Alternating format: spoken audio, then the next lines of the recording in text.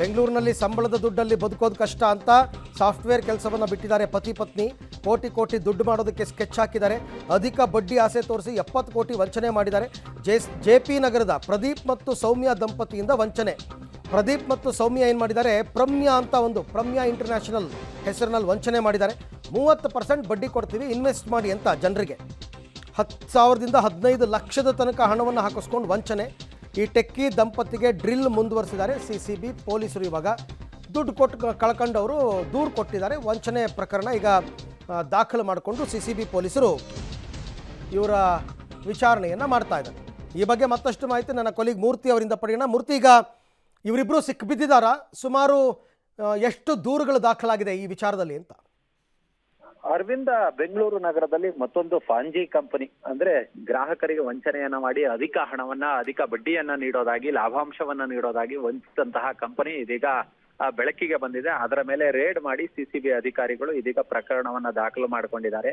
ಪ್ರಾಮ್ಯಾ international ಅಂತೇಳಿ ಇದರ ರೂವಾರಿಗಳು ಗಂಡ ಹೆಂಡತಿ ಪ್ರದೀಪ್ ಮತ್ತೆ ರಮ್ಯಾ ಅಂತೇಳಿ.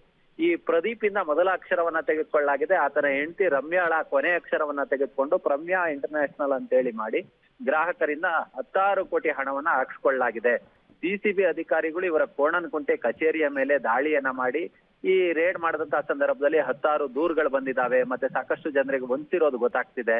ಇವರ ಅಕೌಂಟ್ ನಲ್ಲಿ ಕೇವಲ 7 ಲಕ್ಷ ಹಣ ಇದೆ. ಆದ್ರೆ ಇವರ ಕಂಪನಿ ವಹಿವಾಟಿನಲ್ಲಿ ಸುಮಾರು 70 ಕೋಟಿಗೂ ಅಧಿಕ ಟ್ರಾನ್ಸಾಕ್ಷನ್ ಆಗಿದೆ. ಈಗ ಒಂದಷ್ಟು ಕನಕಪುರ ಭಾಗದಲ್ಲಿ ಒಂದಷ್ಟು ಫಾರ್ಮ್ ಹೌಸ್, ಪೆಟ್ರೋಲ್ ಬಂಕ್ ಇದೆಲ್ಲವನ್ನ ಕೂಡ ಮಾಡ್ಕೊಂಡಿದ್ದಾನೆ.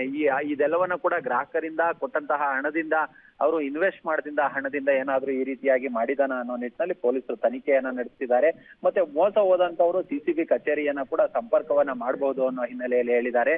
ಇದೀಗ ಅಲ್ಲಿ ಕೆಲಸ ಮಾಡ್ತಿದ್ದಂತ ಒಬ್ಬಾತ ಮತ್ತೆ ಇದರ ಪ್ರೊಪ್ರೈಟರ್ ಪ್ರದೀಪ್ ಅನ್ನ ಬಂಧಿಸಲಾಗಿದೆ. ಪ್ರದೀಪ್ ಪತ್ನಿ ಸೌಮ್ಯ ಏನಿದ್ದಾರೆ ಅವ್ರನ್ನ ಇನ್ನೂ ಕೂಡ ಬಂಧನವಾಗಿಲ್ಲ. ಆಕೆ ತಲೆಮರೆಸ್ಕೊಂಡಿದ್ದಾರೆ. ಆಕೆಯನ್ನ ಹುಡುಕಾಟವನ್ನ ನಡೆಸುವ ಕೆಲಸವನ್ನ CCB ಅಧಿಕಾರಿಗಳು ಮಾಡ್ತಿದ್ದಾರೆ. ಓಕೆ ಮೂರ್ತಿ, ಥ್ಯಾಂಕ್ ಯು ತಮ್ಮೆಲ್ಲ ಮಾಹಿತಿಗಾಗಿ. ಮೋಸ ಹೋಗೋರು ಇರೋ ತನಕ ಮೋಸ ಮಾಡೋರು ಇದ್ದೇ ಇರ್ತಾರೆ.